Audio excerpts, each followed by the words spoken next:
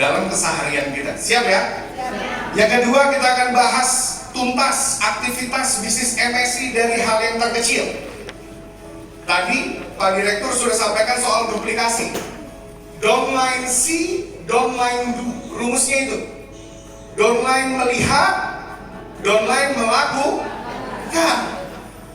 Jadi apa yang perlu downline lihat? Yang perlu downline lihat adalah hal-hal terkecil yang Anda tunjukkan dalam beraktivitas hari-hari di MSI. Siap ya? Lalu yang berikutnya adalah etika bisnis jaringan. Kenapa ini penting?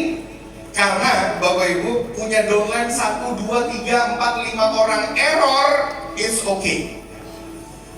Tapi kalau tidak segera kita perbaiki, Anda akan kesulitan ketika sudah 100, 200, 300, 400, dan 500 yang error. Betul nggak? Betul. Nah, siap belajar? Siap. Baik, boleh. Tadi saya pengen ngajak kamu ya, tapi saya pikir nanti aja di akhir. Boleh.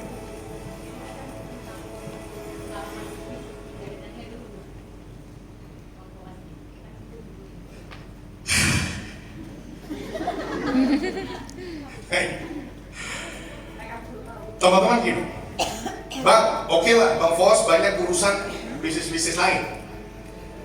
Ada nggak pengalaman di multi levelnya? Seperti apa sih gitu ya?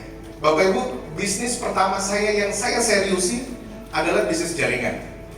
Saya nggak perlu sebutkan namanya, tapi mungkin sudah beredar, ada yang tahu. Ada yang tahu nggak?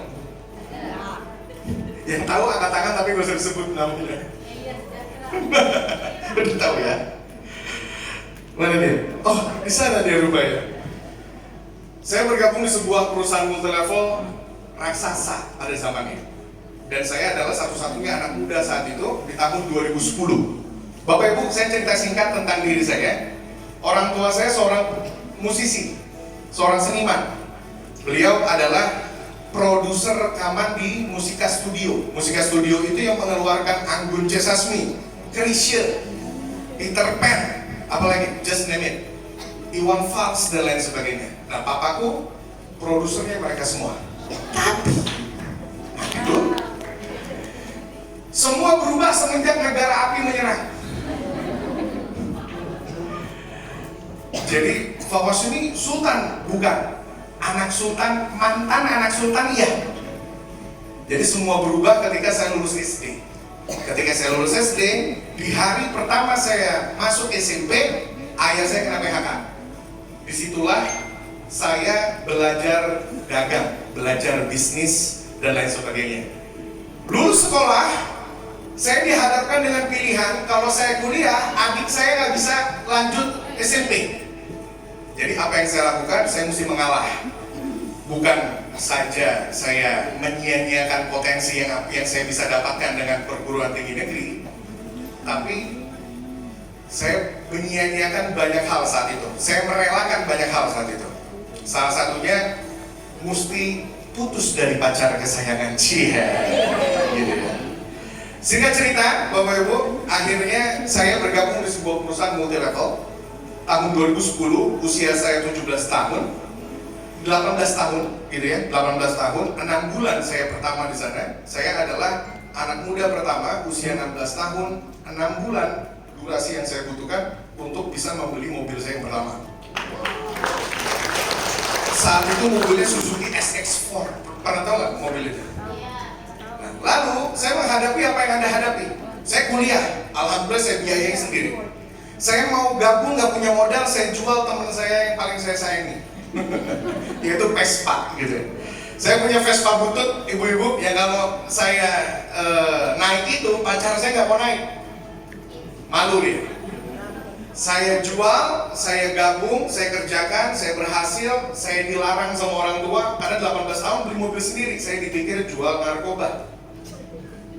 Masuk akal dong, 2010. Terus 2019, alhamdulillah saya bisa belikan mobil saya yang kedua untuk ibu saya. Dan ini obat yang paling mujarab untuk diridoi sama orang tua. Apa tuh? Ya, proof. buktikan. Tapi Bang, dalam proses membuktikannya mereka marah-marah terus. Makanya kalau pulang jangan nggak bawa martabak. Udah pulangnya malam nggak bawa apa-apa, wajar nggak kesel orang tua? Wajar. Suami wajar nggak bete pulang malam nggak bawa apa-apa? Wajar. Bawa sesuatu. Oke. Singkat cerita, tidak butuh waktu lama saat itu, ya. Usia saya ke 21 tahun, ada lebih dari 80.000 member aktif di bawah saya. Nah, hal itu membuat si Fawaz yang anak muda luar biasa uangnya gitu ya. Dan ini jangan ditiru, apapun hal-hal yang buruk udah saya lewati, dan kesombongan itu udah saya lewati, gitu ya. Saya menikah di usia 22 tahun.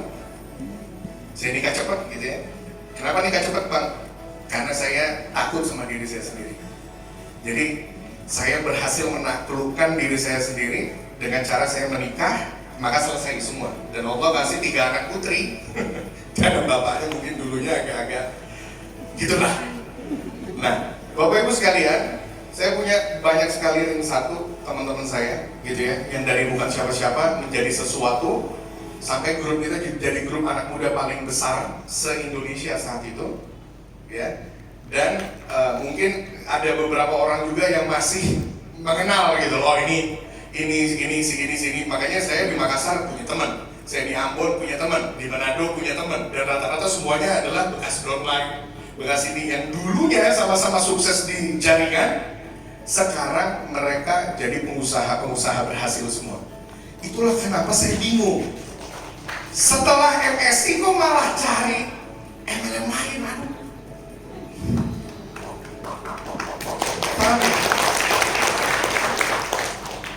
MLM cukup satu. Nanti saya akan jelaskan seperti apa. Ya, kalau setelah bisnis MSI malah masuknya MLM lagi, berarti jaga sembung naik ojek. Jadi besar harapan saya, teman-teman, dengan semua pengalaman saya tadi, izinkan saya memandu teman-teman, izinkan saya pamit sama teman-teman, gitu ya. Assalamualaikum dulu sama teman-teman. Mau yuk dengerin kita dulu, gitu. Siap nggak? Siap. Siap, Bapak Ibu? Siap. Siap, teman-teman? Siap. Ya, kepengen nggak kiri kanannya punya training seperti ini?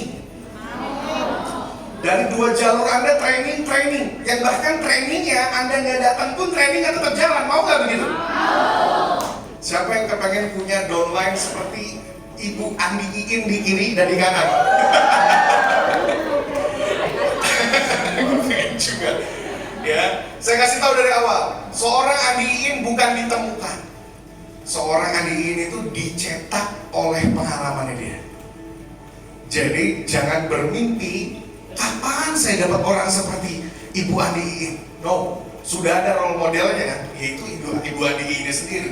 Siapapun orangnya, Anda harus bisa cetak dia, bentuk dia, karena role model Anda bagi saya 100% perfect. Aplaus dulu untuk Ibu Andi Iin. Siap ya? Jadi nggak boleh lagi berpikir bahwa Bang, kapan saya punya downline seperti Ibu Andi Iin? Anda mesti cetak downline Anda menjadi Ibu Andi Iin berikutnya. Sebelum downline, maka diri sendiri.